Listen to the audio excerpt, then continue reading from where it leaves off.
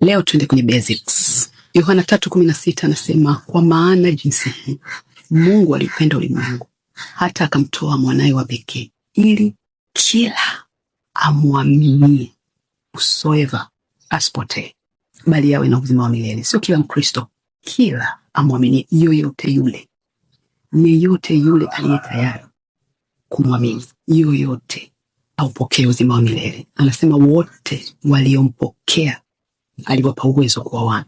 Nataka uwe mwana wa Mungu. Nataka uokoke. Sababu ukimkiri Yesu kwa kinywa chako kuwa ni Bwana na kuamini moyoni mwako ya kuwa Mungu alimfufua katika wafu, umeokoka. Kwa sababu kwa moyo mtu huamini hata kupata haki, kwa kinywa hukiri hata kupata uokovu.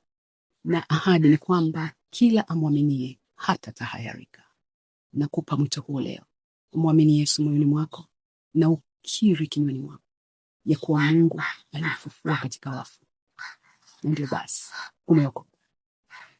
Fuata sala hii kama uko tayari. Umesha tahayarika sana maishani mwako. Fuata sala hii.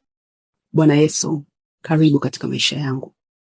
Nimeamini leo ya kuwa ulimfufua Kristo katika wafu. Ninahitaji kuwa mwana wako. Nisamehe dhambi zangu. Ninampokea Yesu Kristo leo kuwa Bwana na Mwokozi wa maisha yangu. Nifundishe Mungu wangu. Nipe Roho wako Mtakatifu aniongoze katika hatua zangu. Nimeacha dhambi leo. Nisaidie Mungu wangu. Niokoe Mungu wangu na unipokee. Ni katika jina la Yesu Kristo nimeomba, nimeamini na nimekiri ya kuwa Bwana. Amen. Hivyo tu ndivyo nilivyotaka ufanye leo. Fundisho mengine yote ya kutiana moyo, msingi ni kukiri. Hongera kwa kuwa mwana wa Mungu. Karibu katika ufalme wa Mungu.